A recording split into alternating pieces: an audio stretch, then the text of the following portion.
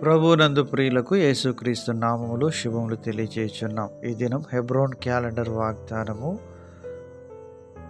దేవునికే నమస్కారం చేయము, యేసును గూర్చిన సాక్ష్యము, ప్రవచనాసారము. ప్రకటన గ్రంథము 19వ అధ్యాయము 10వ వచనం. దేవుడు సర్వశక్తిమంతుడు, దేవుడు పరిశుద్ధుడు, దేవుడు సార్వభౌముడు, సర్వాధికారి. ఆయన సమస్తానికి ఆధారభూతుడుగా ఉంటున్నాడు. అందును బట్టి దేవునికి మనము మహిమ, ఘనత, ప్రభావాలు ఆరోపించవలసిన వారంగా ఉంటున్నాం. యేసుక్రీస్తు ప్రభువారు దేవుని యొక్క స్వరూపమై ఉంటున్నారు. ఆయన తండ్రి రొమ్మునున్న అద్వితీయ కుమారుడిగా ఈ లోకంలోనికి వచ్చి ఆయన సాక్ష్యమిస్తూ వచ్చినాడు. నేనును తండ్రియు ఏకమై ఉన్నామని ప్రభువారు సాక్ష్యమిస్తూ వచ్చినారు. ప్రియమైనటువంటి దేవుని ప్రజలారా, కీర్తనకారుడు ఇలాగన ఆరాధిస్తుంటున్నాడు.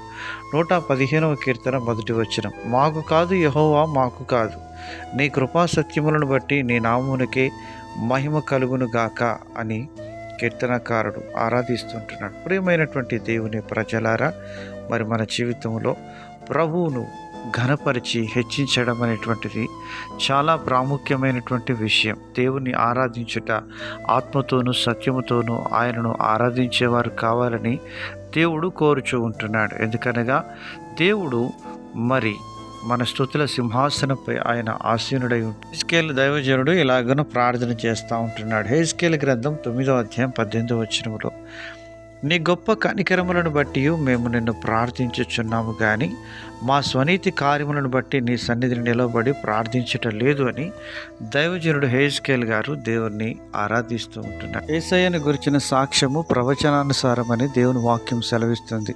యేసు ప్రభువారు ఈ లోకానికి రాకముందు ఎంతోమంది ప్రవక్తలు ఎన్నో ప్రవచనాలు మరి అనేక వందల సంవత్సరాలకు ముందుగానే ప్రవచిస్తూ వచ్చినట్లుగా దేవుని వాక్యం ఎంతో ఖచ్చితంగా మనకు సెలవిస్తూ ఉన్నది. ప్రియమైనటువంటి దేవుని ప్రజలారా, ఆయన సాక్ష్యము సత్యమై ఉంటున్నది.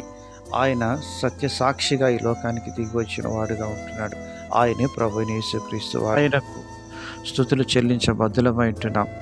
మరి మన స్వనీతి కార్యములను బట్టి దేవుని సన్నిధిలో మనం నిలబడలేదు, కానీ దేవుని యొక్క ఉచితమైన కృపను బట్టి మనము ఈ రీతిగా చేరి దేవుని ఆరాధించడానికి ప్రభువైన యేసుక్రీస్తు యొక్క రక్తం ద్వారా దేవుడు మనకు విడుదలను, విమోచనను అనుగ్రహిస్తూ వచ్చినాడు. అలాగనే దేవుడు క్రీస్తు యేసులో మనల్ని ఒక సాక్షులుగా నిలబెట్టుకున్నాడు. కాబట్టి మనము ఆయన గురించి సాక్షులముగా ఉండి అంతవరకు ఆయనను ఆరాధించి మహిమపరిచి పొగిడి శ్లాఘించదము గాక.